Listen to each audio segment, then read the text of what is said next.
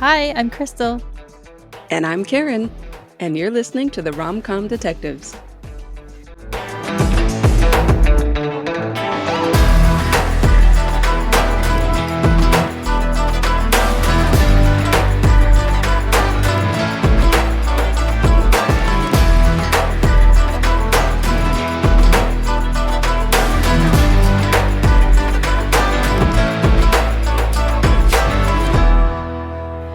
Welcome to Rom-Com Detectives, episode 40, Trust Fall, the next episode in our Mentalist unit.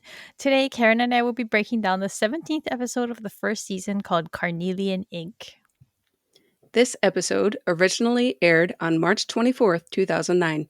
It was written by Bruno Heller and directed by Kevin Dowling. So, just real quick, I can't believe we're on 40 episodes. I know. It's crazy. It's wild. Yeah, it's actually gonna this podcast is actually gonna take over because I've had several podcasts in the past, and I think the highest episodes that I went up to was like 46 or something. So if we make it to 50, we'll break Wow. that. So quick TV police update. They're still releasing audio episodes and video episodes. I think they're 2 episodes behind on video. But basically, in the Mentalist Bullpen, we're hosting watch parties every Saturday now for the video episode releases. And those are happening at 5 p.m. Eastern. So I will put a link in the show notes and the episode page on our website with a link to the bullpen. And if you're on Discord, you can join us for that. And another quick thing, I actually got to meet Tim Kang recently. it was so much fun. So just to give some background, I had met him on Zoom back in February when we did the AMAs, but we never got to meet in person. He was on Magnum PI, and I guess he never moved away after the show ended. So he still lives here. So we live in the same city, and yeah, so we got to meet up and we had lunch, and it was such a fun time. It was great. I was super nervous. Of course. I But can't believe it.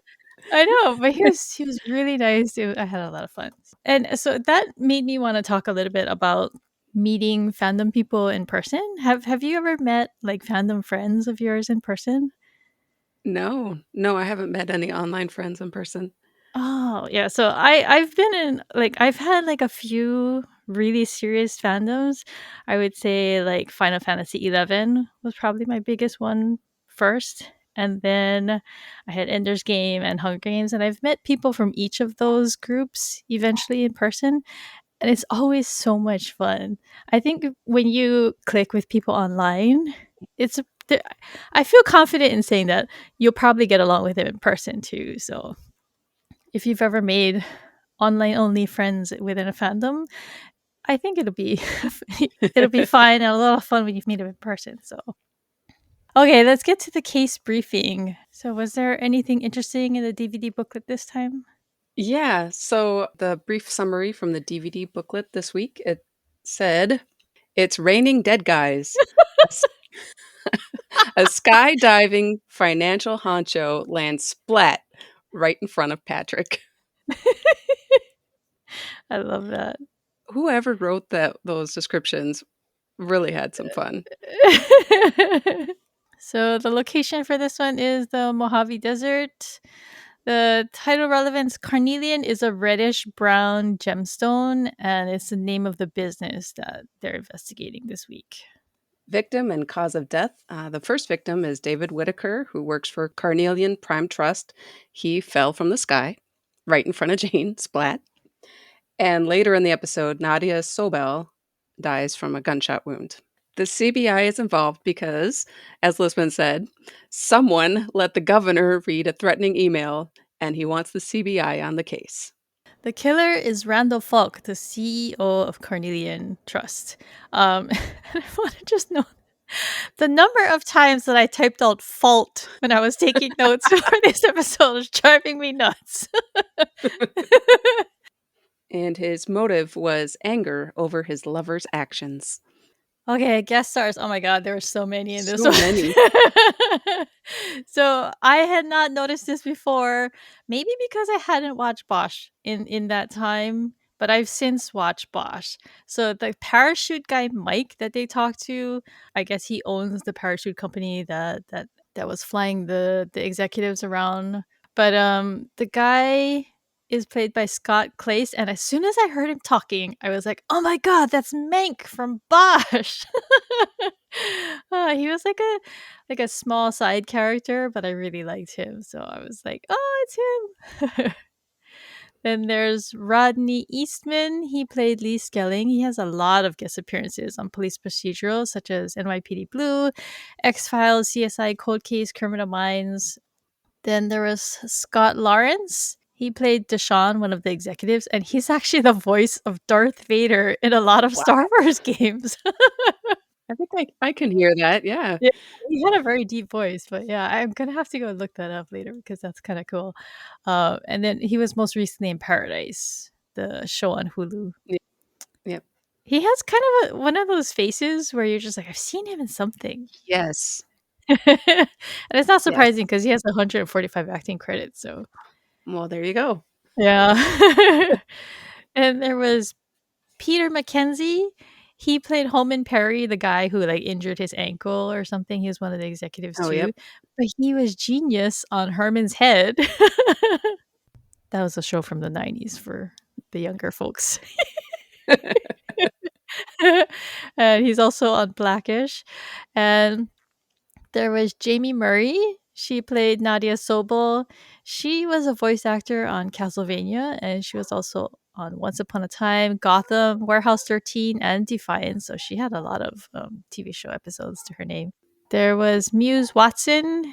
He played Jake Kuby. He's from NCIS and Prison Break. And then last of all, there's Patrick Fabian who played Randall Falk. And I know him mostly from Lucifer. He plays Reese Getty in Off the Record, which is one of my top 5 episodes on Lucifer. I love that Nice. episode. He's so good. And I've seen him on other shows too, but he's from Better Call Saul and he was on Magnum PI. And he was also, I think, on Bones. I think I remember seeing him in an episode of that too. But yeah, I find his face very recognizable. Yeah, me too, like, yeah, I wouldn't be able to pinpoint what else he was on. I think he just has that kind of face. Yeah, yeah. So Jane's skills in the episode, he does cold readings on the executives. And then Karen wrote down something about Sudoku.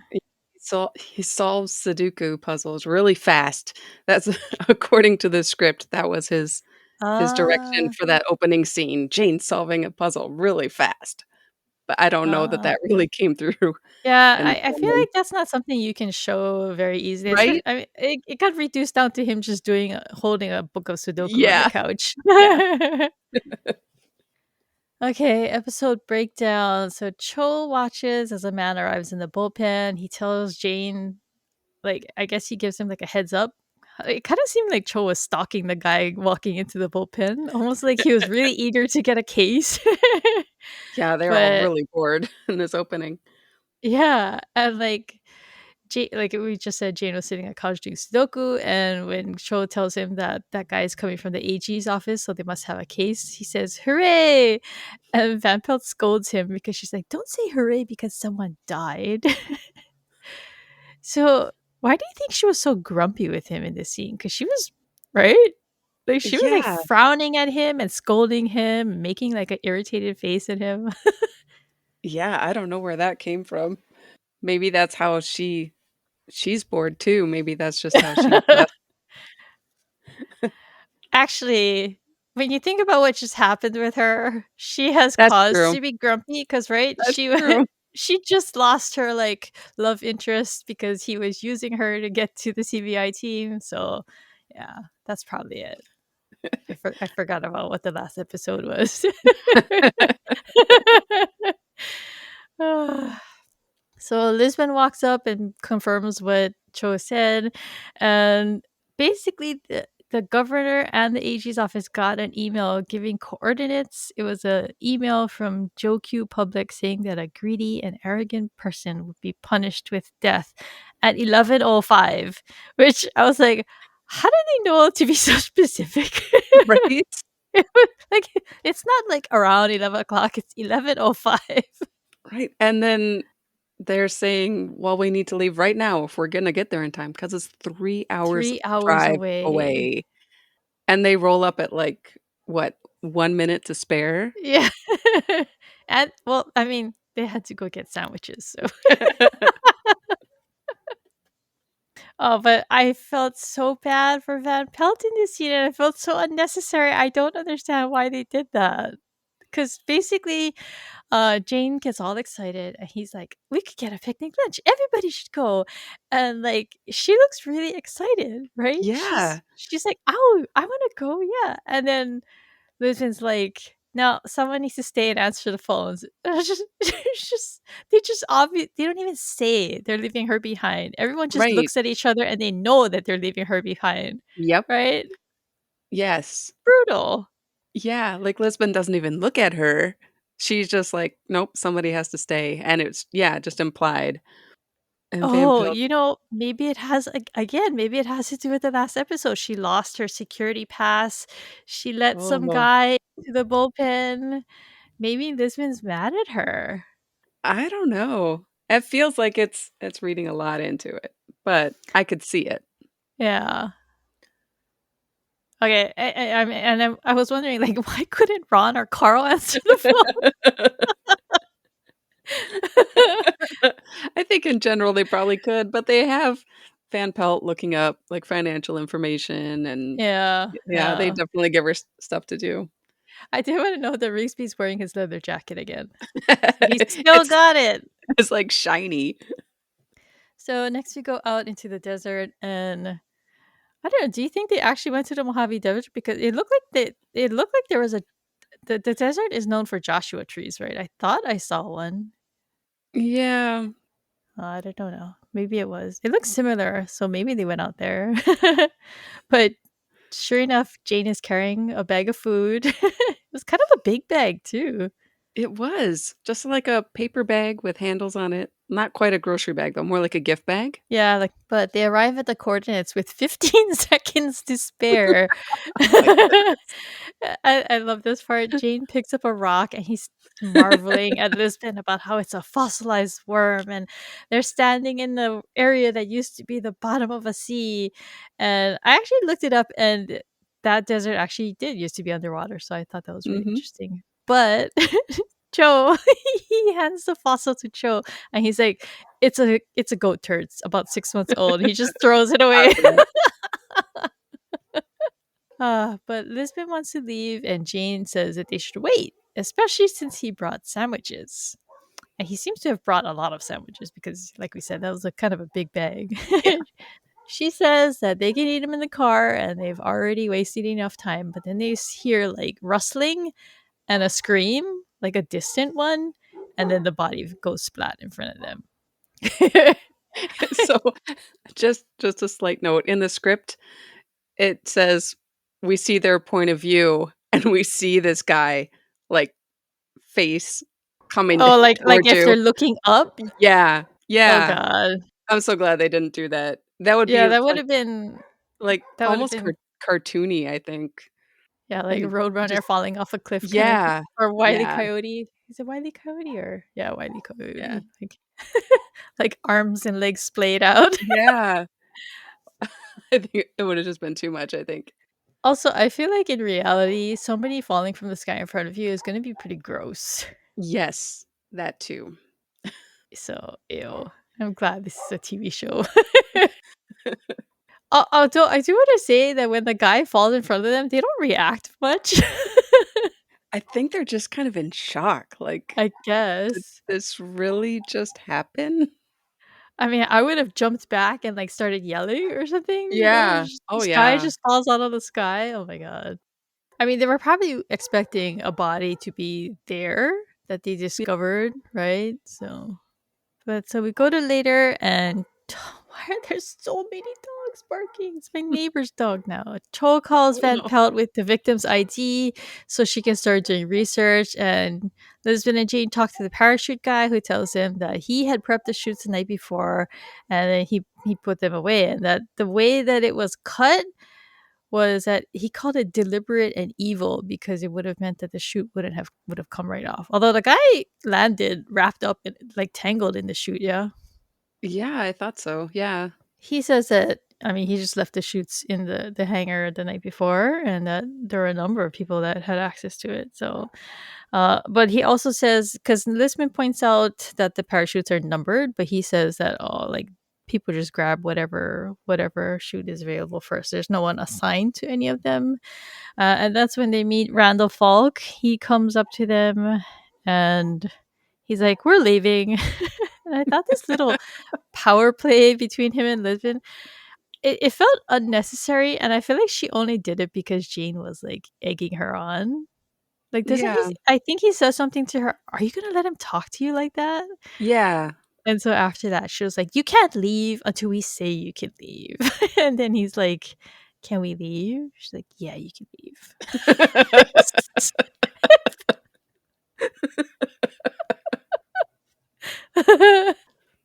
But all this time, Jane is eating a sandwich. He's the only one eating his sandwiches. Yes. I'm like, at least why isn't Rigsby at least eating I eating food? know, I know. It's like, are the sandwiches gonna go to waste? And like, are they in a cooler? Is there an ice pack in there? Right? Because they're in the desert. It's That's what I hot, wanna know. I right? mean, where exactly did these sandwiches come from? Like, did they bring them the whole way from the CBI?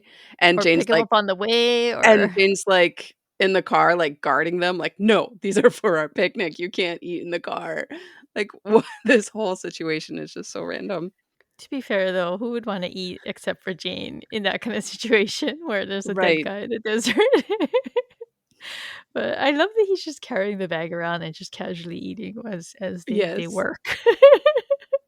At this point, Lisbon is complaining to Rigsby about why the scene is still being processed, and she talks about what Falk's company does. They buy and they sell big companies. I don't know why, but that made me think of Pretty Woman. I think that's what Richard Gere's company did too, right? Yeah, I don't remember. So Lisbon assigns Tro and Rigsby to go to the airport, and she asks Van Pelt or Van Pelt calls her and tells her, "Oh, are you close to a TV?" And she says, "Oh hell," and walks off. And then the next thing we know, they're driving up to the ranch house. I was a little confused by that. Like, did she just say? I thought she spotted something because I she seems to think walk off. I think Van Pelt since she's not by a TV, Van Pelt's telling her Go find what's going one. on. Oh, okay. Yeah, that it's on the news. But the gap seems weird because they hear about what's on the TV, then they have to drive to the ranch house, and it's Yeah. still on the TV. Yeah. And then at this point, Jane's like, "You want your sandwich?" Hopefully, she eats it in the car and they don't go to waste. Somebody eat the sandwiches, Please please. eat them. Jane and Lisbon watch the executives. I guess they're having a corporate retreat, and they're watching a news report. Joe Q Public had sent a message to the news station to gloat about the guy's death. He demanded a public apology and a promise to change their ways. The guy Falk says that it's nonsense. He doesn't want to give in. And then Lisbon's like, "Well, we gotta set up security because the rest of you might be under danger too." And he decides to continue the retreat. So I guess he's not phased by it. And I think this is probably maybe something that starts tickling Jane's senses, or at least it's a fact that I think that he stores in his mind when he starts to suspect him a little more later. Yeah. When Jane makes light of their decision, the guy Falk starts lecturing about their core philosophy at their business, and he kind of demands an update on the case from Lisbon, which she doesn't like. And I think again it goes back to the fact that Jane was like, "Are you gonna let him talk to you like that?" Yes. But they kind of spar a little bit, and then he's like vaguely threatening to he's like questioning how adept they are, how good they are at their jobs. And then he admits that their business has probably put 50,000 people out of work, which is really crappy. But he expresses no regrets. So at the airport, Rigsby and Cho get the name of someone, Lee Skilling, who had access to the hangar and also worked for a Carnelian company. So they go to take him away, and then a young boy like brings out a shotgun at them, which kind of took me by surprise. Yes. But the mother comes out, she's holding a baby, and she tells him to stand down, and they take him to the CBI. And then Cho starts interrogating him, and he reveals to us that the guy had worked for an aerospace company, I think, and he had found some kind of way to make them more efficient. He was supposed to get a $50,000 bonus, but he didn't when Carnelian took over the company, and then they fired him. So he does have motive. Yes, I would say so. So while they're doing this, Jane and Lisbon arrive at the Skelling house, and they kind of establish that they're 3 hours apart, like right here, right? Right. Because it's 3 hours out to the desert. They mentioned 3 hours to get to the ranch house, and like yeah, so they're pretty far away. So Jane and Lisbon and Cho, Rigsby, and Van Pelt are all back at the office, really far away. And I think they maintain that pretty well. I know we've joked about the Right. whole distance thing, but yeah, I think they maintain that pretty accurately in this episode. There's no like zipping back and forth or Right, but then you realize, I think, why they do so much of that time zipping in other yeah, episodes because it's really tedious. yeah, It's so yeah. many Because I scenes mean, of them just driving, I mean, I grew up on an island, so it's right? like even driving. I grew up on the Big Island, which is literally a big island, but it takes like 2 hours, I think, to drive to the other side from one side of the island to the other. And even that I thought was really long. So I mean, 3 hours each way, that's kind of That's a lot. crazy. That's a It's lot a of lot. driving. So, but since Jane has his car here, maybe he stopped and bought sandwiches on the way out and met them out in the desert? Yeah, because yeah, he has his car. Yeah, you're right. Jane and Lisbon have gone to the Skelling house and they're talking to the wife, and she insists that her husband would never do something like that. And because Cho had been talking to him, and I guess the guy Lee was in the Rangers for 4 years, and so, but then that meant that he had experience with parachutes. But he insisted that he would never do that to a person because yeah, he says it's just like what the parachute guy said. It's deliberate and evil. So Mhm. and the wife insists that her husband would never lie to her, and Jane expresses doubt, saying that lots of wives say that about their husbands, which is kind of like a like we have our cheat watch, right? It's kind of a joke how like infidelity is so common in this show, but she insists that he wouldn't lie to her, and then she takes off her wig, and it says he wouldn't lie to her because she's dying. So, and Jane looks he feels guilty clearly from the way he's Yeah. acting, and even Lisbon, she looks really like affected by it. Because the wife is basically saying that he would never risk going to jail because that would mean that after she dies, their kids would have nobody. So Yeah, it's a really somber moment. yeah. Okay, it's funny that I just said that there's no zipping back and forth because Okay, there's a little bit of zipping back and there's a forth. little bit of zipping because yeah, the next scene, Jane is back at the CBI talking to Lee. Oops. But Lee tells Jane that when he was working for the company and he still had health insurance, she was getting the best care. And now that he got fired, she's taking a turn for the worse and she's dying. But he outright tells him if I could get away with it, I'd kill them all. But he says you can't kill rich people and get away with it. And after they talk to him, Lisbon tells Jane, I know you want to let him go and you think he didn't do it because Yeah. cause she knows how he thinks already. I love the way that he's sarcastic or he's like, that's amazing. That is what I was going to say. Such a cute moment between them. But she does end up telling Cho to let him go. So, And then Cho's like, "You sure?" really? "What?" Why? So Jane wants to go back to talk to the executives. They're gonna go back three Another hours 3 again. hours. Okay, okay. Like, I spoke too soon. So they were out there. They drove back 3 hours to have a 5-minute conversation with Lee Skelling, and now they're gonna go another 3 hours back. Okay, wait, yeah. I'm gonna keep a tally. So they drove 3 hours to go out there. They drove 3 hours to come back, and then they're gonna drive three to go talk to the executives again. So we're up to Okay. 9 hours of driving.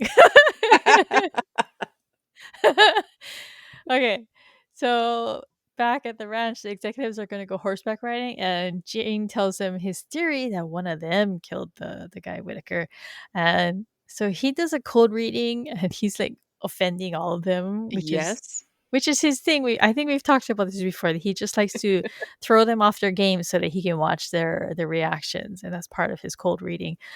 But Falk turns to this and he's like, is this how you guys conduct your investigations?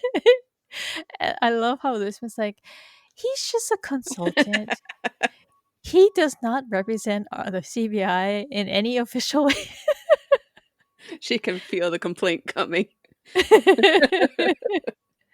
But Jane like throws out there that Falk and Nadia Sobel are having a sexual relationship, and they don't deny it.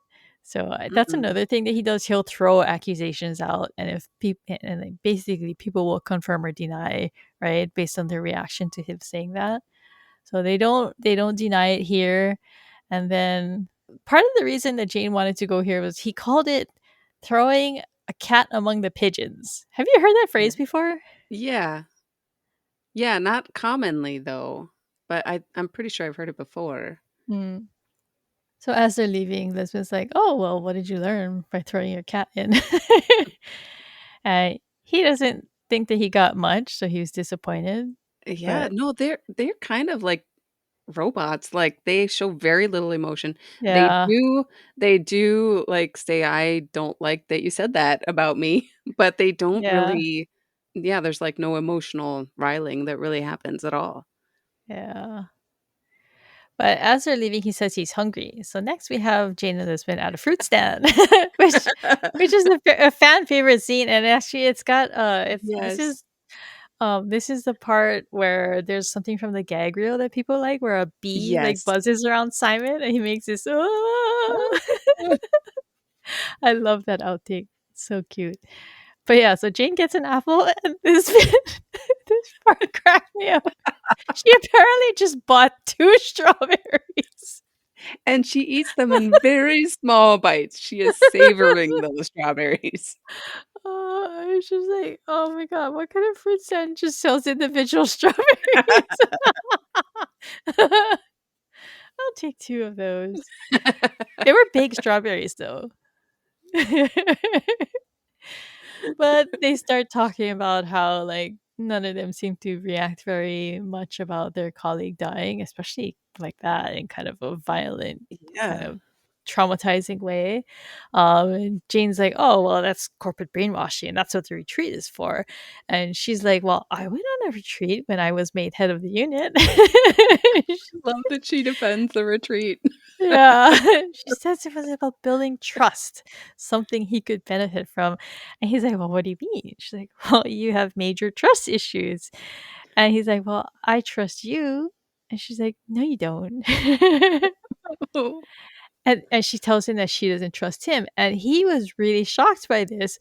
But it's like, I can't believe he was surprised by that because, yeah, she lays it out for him. She's like, "You lie to me all the time. You trick me all the time. You mislead me about everything." And that's not really a trustworthy relationship. So, very Yeah. fair observation of hers. I think it's interesting, though. She says that it's her job not to trust him, Yeah, yeah. which I think is an interesting way to put it. Like, she has to be wary of him. She has to keep him in check. So, Jane has a line here that I thought was very interesting. He says, "Here we have two coworkers recognizing the boundaries of their professional relationship." That was a great line. I was like, "Oh," Yes. that you could, kinda sense the writer's wink, wink putting that. But yeah, this is a great moment between them because he genuinely seems bothered by the fact that she Yeah. doesn't trust him and believes that he doesn't trust her, and he looks her right in the eyes and he tells her that he will be always be there for her, and he really needs her to know that.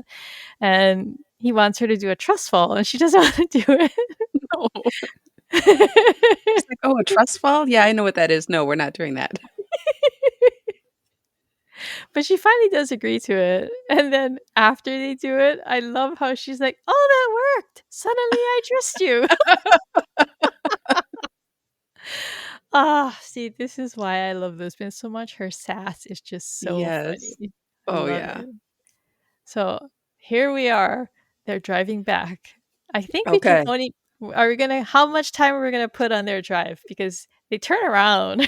They do. But it's dark now in the Yep. next scene driving, so that's the end of their day. They've spent most Yeah. of their day in the car. Shall we put half to be safe? Sure, let's say half. I think in the script well, I'm getting ahead of it. In the script, they're saying that they had to be back by midnight was when the Mm. bomb would go off, but I don't think they specify that in the episode. Well, I'll put half just to be safe, like a compromising. We're up to past 10 hours of driving, though. Oh my goodness. So they arrive back at while they're driving back.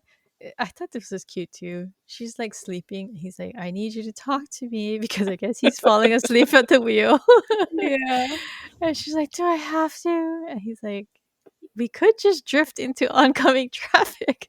And then their little conversation that they have after that, it was really like, I don't know. She's just like, "Seen any good movies lately?" And they're both like, "No, No. no." Not very interesting conversation.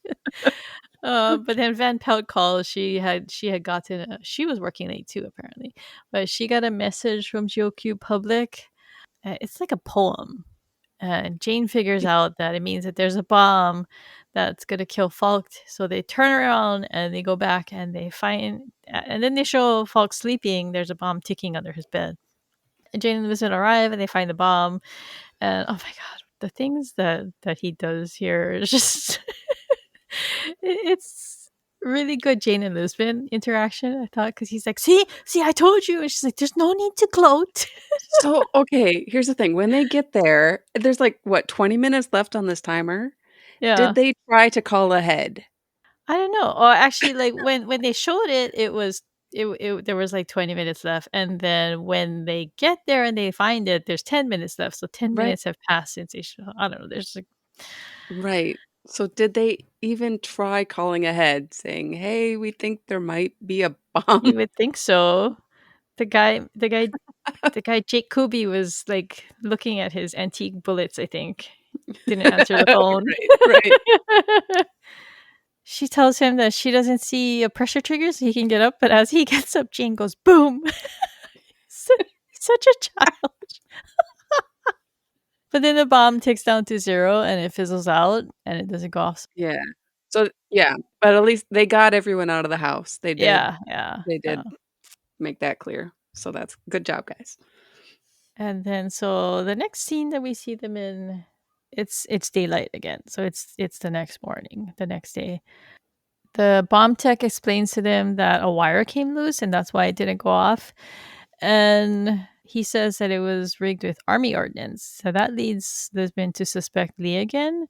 And this was a little detail, but becomes important later because Jane goes to touch a red wire, and then the bomb tech guy is like, "No, no, no, don't touch that." If you, Yeah. he tells him that you could set it off. And then next we go to the Skelling house, where Jessie explains that she had heard on the police scanner that a bomb was found, so that caused her husband Lee to take off into the mountains. Lisbon puts out an APB on him, even though Jane keeps insisting that he didn't do it.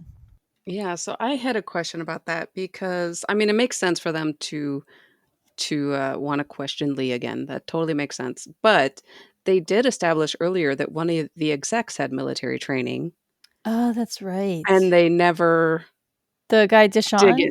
Yeah. Yes, but they never went into that angle at all. Like Hmm. like Jane even, he raised the point that maybe one of you did it, Yeah. but Yeah. they don't pursue that line at all. Huh. Plot hole. Good Yeah. job, Karen. So back at the oh, okay, they're back. 3 more hours, adding to the tally. They're they're back at the CBI. They're watching Falk. He, I guess, gave a press conference and he talks about how Carnelian's not going to be affected. And Jane poses the idea that maybe Joe Q Public is actually trying to make money off of what he's doing by shorting the stock. And Rigsby says, well, it can't be Skelling because he doesn't have any money. Van Pelt looks into it and she finds that there is some suspicious trading by a company called NS Holdings, which leads them to Nadia Sobel. So they go back. I was so wrong. There's tons of zipping. We're at 16 and a half hours of driving now. Our tax dollars at work. In multiple cars, too. Right. Because Cho and Rigsby go to the ranch and Jane and Lisbon come there, too. So at the ranch, Cho and Risby arrive first and they're asking for Nadia. And the man tells them, oh, she went out to go play paintball with the others. And then we go to them playing paintball, except Nadia. Nadia gets shot with real bullets and she's killed. So she's the second murder victim in this. And then we have Jane and Lisbon arriving, and it's raining. She asks for an update on Skelling. Rigsby says that he could have done it timeline wise because I guess based on like the last time he was spotted in the hills or something, which I thought was kind of weird. Yeah. And then Lisbon is like, "Oh well, our number one suspect was killed right in front of us." And Rigsby looks kind of embarrassed, right? he's Like, like, he's like, "Well, not right in front of us." This is where Jane starts getting suspicious. He thinks that the first death was random, but maybe Sobel was the actual target, which I didn't really understand because why would one random death cover up one intentional death? I don't know. What do and you why think? not just try a little harder and make your first death the intentional one? Yeah, I don't know. I didn't really get that. No. Lisbon asks, "What's in the bag that Jane is carrying?" And it's the same gift He's bag, right? Yes. He's Yep. recycled the bag from his picnic lunch. He's using it to carry his bomb now. She But he thinks he's says joking. first he says it's a picnic lunch, like, and she doesn't believe him. I don't know why. I mean, it had a picnic lunch in there before, Yeah, yeah. but this time he's like, "Nope, it's a bomb." She doesn't believe that either. But now he's telling her the truth. So they go back to the ranch house to talk to Falk and the others, and he explains what happened about the bomb. And then the ranch manager, Jake, comes in to inform Falk that his bags are loaded because apparently now he's realizing that, this is not a good thing. We need to get out of here. And that they're going to issue an apology. And he talks about how Carnelian is going to become an ethically responsible company and that he's going to issue the apology. And it's not going to be to Joe Q Public, it's going to be to the public in general. And then Rigsby comes in and just. He comes in and tells Jane and Lisbon that Van Pelt got preliminary results on the bullet. And I was just like, wait, they literally just took the body away. How did the bullet get back so fast? I think Cho says that they took the body away 2 hours ago, and I was like, "Wow, that was really fast." Especially since they get a lot of information about it. They're like, "It was a special custom bullet from a shooting competition." It's like, how did he track this down in 2 hours? It was like, what was the last thing we were laughing about with this? Oh, it's the lipstick, right? It was the custom lipstick. Yeah. How did the lab figure out what exact store and which exact shade of lipstick she bought? Things happen very, very, very quickly in TV. Oh, goodness. It's like the person they gave to drive it back to Sacramento was, like, studying it in the car and was like, "Wait a minute. I I know know this this bullet. bullet. Let me call Van Pelt." I've got preliminary results for you. Uh, so Jane guesses correctly that Jake Kuby, the branch manager, was one of the finalists to win one of the bullets. Wow, what a guess. But then they go and they ask Falk where the guy Jake is. He's like, oh, he's in the staff kitchen, and he's really curious about why they want to talk to him. And Jane explains about the bullets, and Falk insists that, oh, it can't be him. Can't be He's Jake. like my friend. He's a good guy. But he quickly enlists his help to go catch him, and they go into the kitchen, and Jane puts on a kettle while he's just full on accusing Jake of Right? killing the two people, Oh my and the goodness. guy's just like, And "What?" Lisbon is not in the room. Yeah, yeah. I don't know why she agreed to not be in the room. I guess she's just waiting at the door. Because James told her, "You can wait outside with your gun in case something goes wrong." And Well, she's just they like, did the trust fall. "Oh, She trusts him oh, now. right, right, right, right." This is all coming together. So the guy Jake is adamant that he didn't do it. So that's when Jane pulls his bomb sandwich out. And the guy is very alarmed. Then Jane touches it, and it makes like that typical like bomb noise, like Yeah. and he sets it on the table. He's like, "Oh, don't worry. I'm pretty sure I disarm it by touching this." And he touches the red wire, which is why that detail was important earlier. And Falk yells at him to stop. He moves in and he quickly disables it. And Jane just goes, "Aha." I like that. That was a cute I touch. know. And Fox just like, "What? What'd I do?" What? Yeah, what? But he's like, "Well, anyone could have figured out how to disarm it." He's like, "No." And he goes for the red wire again, and that causes him to like lunge for it. He's like, "No." Get away from there. And so that's when Jane reveals that the bomb squad already took the explosive out, and Falk is a wretched murderer. And then in the time he's taken to solve the case, the teapot starts boiling. He casually asks the guy, Jake, where do you keep your tea? Falk tells Jane he has no actual proof, and Jane is like, that's fine. I just needed to know I was right. He tells Jake to go tell him to he tells Jake to go get Lisbon, and she comes in and arrests him. And I thought this was funny.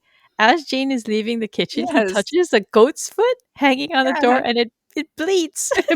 Yes. It's such a random they must have just, like, that must have just been part of the set dressing, and they must have been Yeah. amused by it. Yeah. I wonder if like Simon just thought it was funny and he wanted to add that Yeah. in. So, oh, they've taken him back to the CBI. I'm gonna add 3 more hours. So at the CBI, Jane is laying everything out, revealing that Whitaker's death was only to cover up Sobel's, which again I don't understand. But Jane wonders, what was she gonna do to you? And he's like, nothing. But apparently he was only teasing him because they already know a bunch of stuff about him, Yep. that Nadia was going to join his competing company. She was going to file a sexual harassment suit against him. And she actually was the one. Because when they talked about how NS Holdings was shorting stock to make money, I thought maybe Falk was doing it under like that fake company Sure. name or something to like Yeah. frame her. But I guess it actually was her. So Mhm. yeah, Yeah, that was well, kind of Hawk was surprising. framing everybody else during this episode, Yeah, so yeah. you'd So I think, kind of thought it but was him doing that too. So but Jane is saying that he didn't understand how he was going to profit from actually being the guy attacking his own company. But then he basically says that everyone loves a redemption arc. And so the whole thing about how their company was going to go legit was going to be what he made money off of. So, and this last part I thought was really stretching believability, but I think they wrote it in for like playing on the heartstrings kind of thing for the episode to like wrap it up because the guy has been asking for his lawyer the whole time, but Jane is like kind of dancing around that. And Cho is there, and he's clearly not sure what Jane is up to because Mhm. he's looking at him like, what are you doing? Yep, but he lets Jane continue. Yeah, and so Jane is saying that they'll give him manslaughter 1 for Whitaker, which I don't know, is that technically manslaughter? Because it's premeditated, so isn't that still murder? I would think. They said they'll forget about the bomb and they won't pursue the death penalty. I just feel like I don't think Jane, as a consultant, has like the authority to make No, this kind of deal. no. That's why I'm wondering if that's what he would have gotten anyway, or if Yeah. Jane's just spouting nonsense. Oh, so I you don't think know. maybe they spoke to like the district attorney and they said that that's what they could Yeah, I have no idea. maybe You really I mean, because then Cho would probably be in on it then. So I don't know. or not. He likes Yeah, to leave people in the dark, so yes. True. but so Falk is actually kind of interested in this, and so he asks what he has to give up. And so the next day, they end the episode at the Skelling house. The guy Lee opens the mail and he finds a check from Falk for $500,000, which will go for treatment for his wife. So it ends on a happy note, Yeah. And kind it's of unbelievable one, but happy, well, yeah. happy Well, anyway. his original reward amount would have been 50,000 and the check 50,000. was 500,000. Yeah, yeah. That's pretty sweet. So I think this is the second time Jane has helped out a family like this. The first one was the dealer in Red Handed, right? Yep. Yep. Yeah. Okay. All right. Cold reading. At what point does Jane crack the case? So he says he actually tells Falk that it's when the bomb didn't go off. It was too convenient. So that's when he suspected him. But oh my goodness, can you imagine building a bomb with real explosive in it I and know. sticking it under your bed?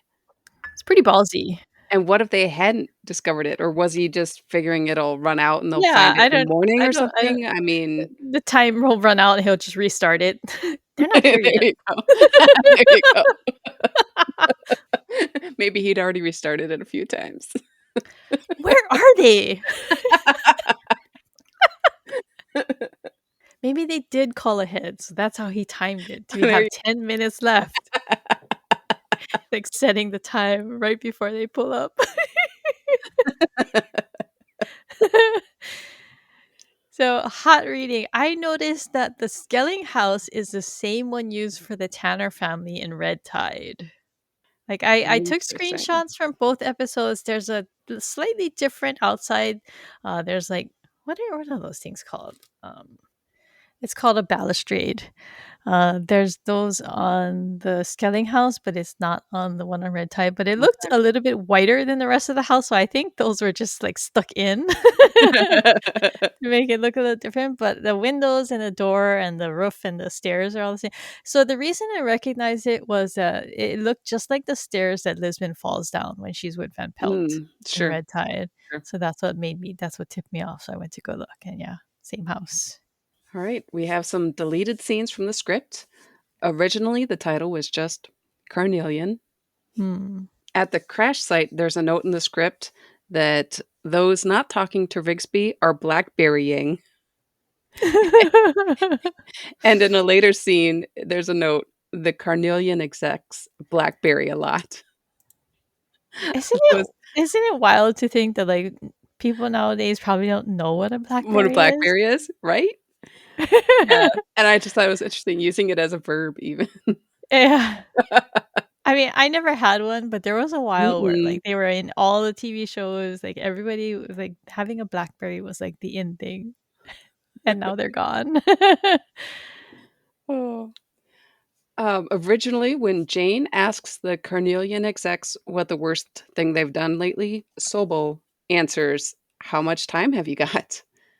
And she gets pushback for that, and it's you just get a glimpse that there's like a crack in their unity. That Mm, they've been they've been robots, but in this moment, you actually see some emotion, which I thought was interesting, especially since she's the future victim. yeah. She's the one causing the descent a little bit. And it turns out she wants to leave, right? So Right, right. she's the only one who's grown a conscience. Somewhat, Somewhat. since she's doing illegal training. Yeah. In the script, Jane knows the wife is sick before she removes her wig. Uh, When she keeps saying, Lee would never do that, he says, "Is that because you're sick?" And then she she reveals, takes it off. yeah, but I think it played so well with their surprise when Yeah, she pulls off the wig. yeah, I like that too. And interesting enough, in the script also, after Jane confronts Falk in the kitchen and he sends their suspect out to tell Lisbon, which I think is so funny. But when Lisbon comes in, he has to tell her to arrest Falk twice. Why? Like she wasn't even paying attention out there, like Oh. she couldn't hear what they're saying. I don't know. I thought it was so random. I thought it was interesting too that, like, you know how much Tim and Owen have been talking about handcuffing and how like Yeah. handcuffing in the show versus reality is very different. Like they don't even show her taking out handcuffs, and I think in this one they probably just had him hold his hands behind his back and just lead him out because you don't see any handcuffs. You don't hear them clicking or anything. So she got the easy arrest. Okay, rewatch checklist. We have so many of these now. I love it. Which ones are actually new this week? So just been moments. I love the trustful one when he says, Lisbon, I want you to know that you can trust me. No matter what happens, I will be there for you. I will. I need you to know that. I like that. Mhm. No recurring locations that I noted other than the house thing. No addition to the punch list. Suit watch. This one was really hard because they look so similar, and I had to gauge it by Lisbon's outfits to tell when So he was funny. changing suits. Because he wears two dark gray jackets and a navy blue jacket. It was very hard to distinguish because, like, based on various like lighting situations, like when he's Yeah. outside, when he's in the CBI, it's really hard to tell like his dark gray and his navy and his like even his black one. It's hard to tell. But yeah. So first one, dark gray jacket, charcoal vest, white shirt. Then next we have dark gray jacket, black vest, and light blue shirt. And then at the end, navy blue jacket, charcoal vest, and white shirt. So I mean, maybe he wasn't even changing his clothes and he was just changing his shirt. I don't know. Yeah, after a long car ride, you wanna freshen up a little bit. Uh huh. Uh huh. I mean, how many days do we think this case covered? I feel like it was at least 3 or 4. That's They what I was thinking too. our final driving tally is 19 and a half hours. That's almost a full day. So maybe we're gonna add on some time to that. It's just crazy. Cheat watch, miraculously, no addition Nope. to cheat watch. Revenge watch, kind of, but not really. His motive Right. was kind of revenge, but I don't think that's enough for us to add it. No additions to the Reg on timeline or Lisbon watch or upside, or was there There was upside not down an upside badge? down badge. She did show her badge once at the house to Yeah. Lee Skelling's wife, and nope, it was right side up. Okay. All right, something new they were introducing this episode. This one is dedicated to our friend in the bullpen, Expanse Lover. We are going to be judging Jane by Jane's Harometer. So, in this Oh. segment, we're going to rate Jane's hair on a scale of 1 to 10. And in future episodes, we're going to reach out to Expanse and hopefully she'll be willing to give us her in depth analysis of Jane's curls to read on the podcast. But what do you rate Jane's hair in this one? I give his hair in this one a 9 because, like, especially during the trust fall scene, his hair looked really, really good. Nicely styled, nice curls. He's got dark hair with like light highlights on the ends. Very nice. Nice. I was gonna go a little lower. It looks very wind-blown Mm, and kinda, it's not that's the thing, when you're looking at Jane's hair, is it really ever gonna go below a certain point, you know? So I'm gonna go a little lower for this one. I'm gonna say a 7. okay. So I actually was looking at some other screenshots from other episodes, and I think I would go a lot lower for some of them because Alright, alright. yeah, like Red Tide, I felt no, that would be more like 5 or 6. Okay. And then What else was there? This is an episode coming up, but I saw like a screenshot for Dozen Red Roses. He looks very sweaty in that one. Yeah, we'll get Expanse's verdict on that hopefully for future episodes. Favorite lines. I like when Lisbon says, "I allow you to drive me around the country in this contraption. That's serious trust."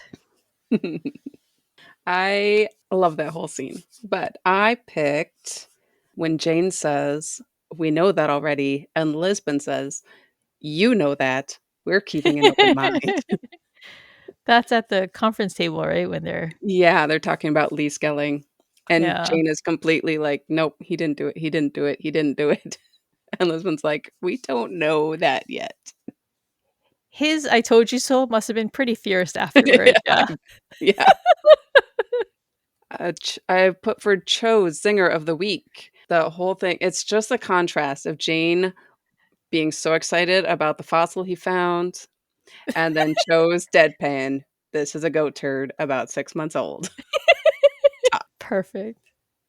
All right, we're going to take a quick break and we'll come back with a new Memory Palace quiz.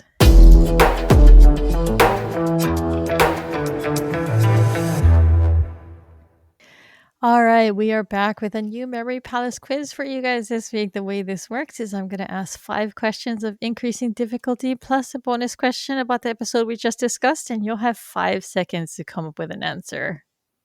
I don't feel prepared for this one. Question 1. According to the email, what time is the body going to drop?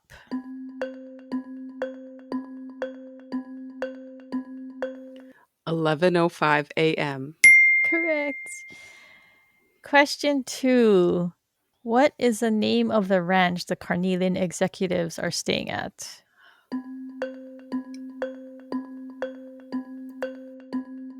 Oh, I don't remember.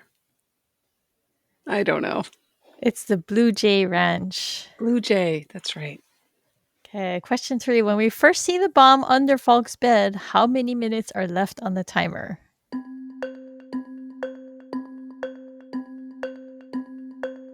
20. 21. 21. I tricked you earlier. I said 20, but it's actually Oh, 21. so sneaky. Okay, question 4. What kind of army ordnance was the bomb rigged with?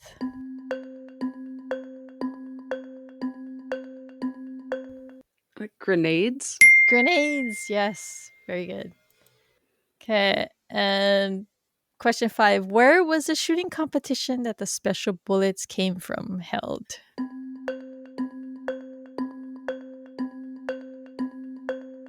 Reno. Yeah, there you go. Hey. Okay, bonus question. What did Jane replace the real explosive with?